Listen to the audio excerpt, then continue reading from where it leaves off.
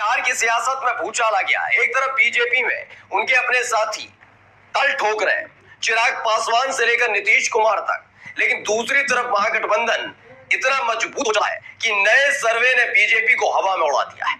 आज नए सर्वे के साथ साथ आपको चिराग पासवान का वो कदम दिखाने जा रहा हूं जिसने मोदी शाह समेत पूरी बीजेपी को एक पैर पर लाकर खड़ा कर दिया।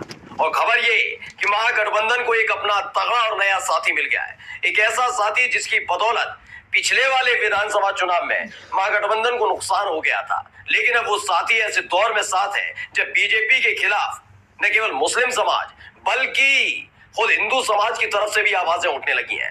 बीजेपी इतनी ज्यादा मजबूर और लाचार बिहार में शायद कभी नहीं रही होगी जो इतनी है। जिस बार उनके अपने साथियों से लेकर विपक्षी पार्टी के तमाम नेताओं ने बीजेपी को घुटने के बल लाकर खड़ा कर दिया। नमस्कार, मैं हूं प्रज्वल गौतम और आप देख रहे हैं टाइम्स एक्सप्रेस। दोस्तों, आपको मैंने दिखाया था कि कैसे बीजेपी के खिलाफ पहले से ही नीतीश कुमार नाराज चल ही रहे थे, लेकिन चिराग पासवान ने एक ऐसी एंट्री ली है जिसकी वजह से बीजेपी बेचैन है। वो आपको पोर्शन लास्ट में दिखाऊंगा क्योंकि वो कैसा है जो घरेलू स्तर पर वो लड़ रहा है। लेकिन इन सब के बीच वो कौन सा साथी है जिसने बीजेपी को बेचैन किया है, महागठबंधन का वो नया साथी कौन सा है, तो नाम पढ़ लीजिए। ये दैनिक भास्कर की खबर है। और बीजेपी को उखाड़ने के लिए महागठबंधन का हिस्सा बनेंगे ओवैसी।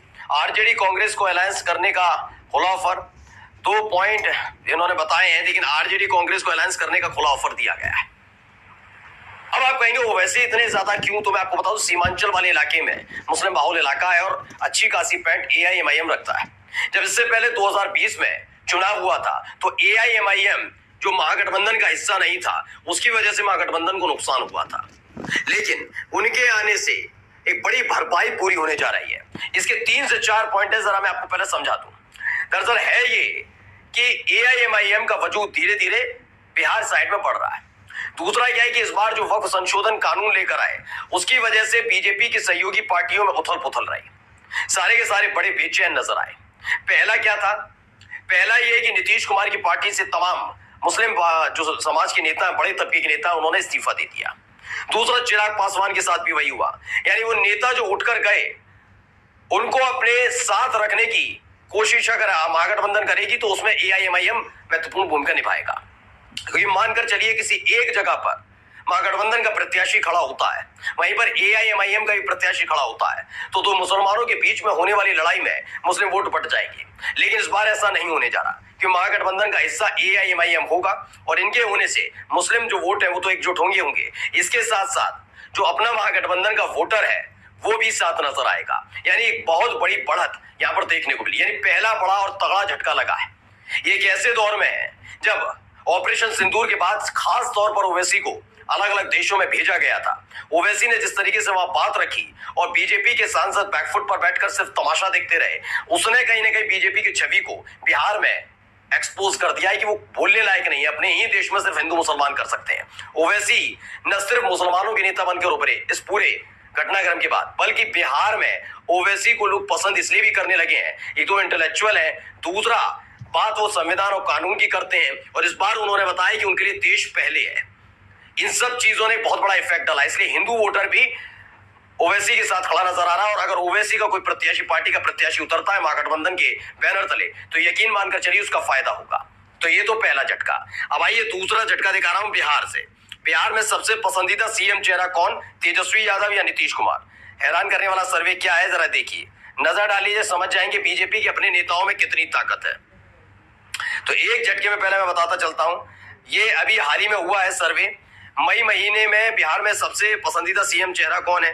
तेजस्वी यादव 36.9%, यानी 37% लोग चाहते हैं कि तेजस्वी यादव मुख्यमंत्री बने। अब आप समझिए, लोग चाहते हैं कि मैं मुख्यमंत्री बनूं और मैं हूं किसी और पार्टी का, तो किसी और पार्टी के प्रत्याशी को थोड़ी ना जिताएंगे।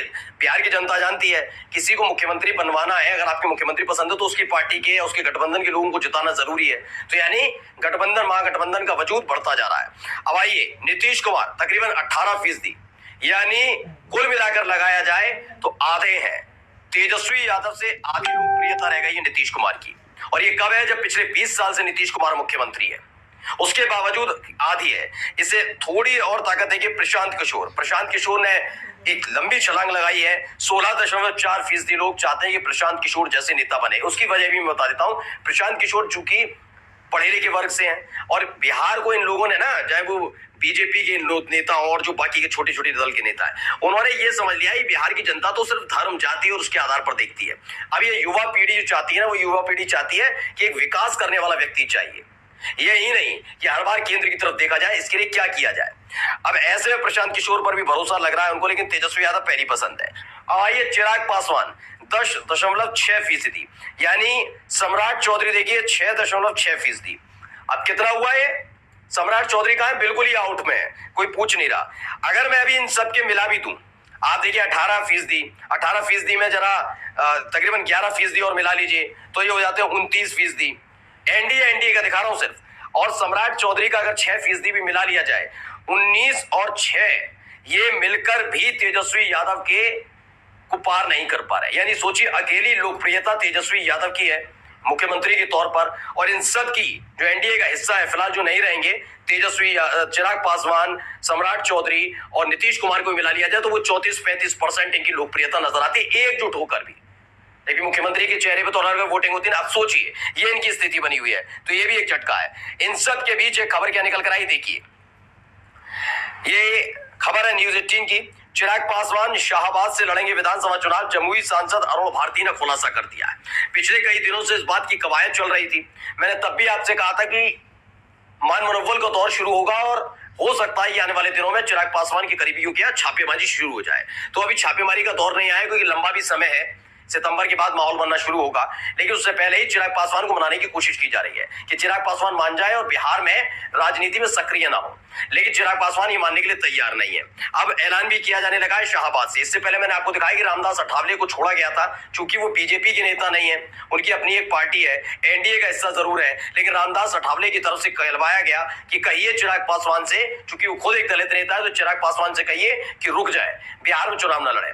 जिसमें अगर चिराग पासवान नहीं मानते और आगे जाकर कहते हैं बीजेपी तो गिड़गिड़ाई, तो कहते हैं कि हमने तो कुछ कहा ही नहीं था, वो तो रामदास अठावले है। तो एक नया खेल खेला गया, लेकिन चिराग पासवान मानने के लिए तैयार नहीं है। फिर कह रहा हूं कि अगर कुछ दिनों के भीतर आपको चिराग पासवान के करीबियों के ठिकानों पर सीबीआई, इनकम टैक्स, ईडी की रेड पड़ती नजर आए तो हैरान मत होइएगा, ये होने जा रहा है कि चिराग पासवान पैर पीछे खींचने के लिए तैयार नहीं है।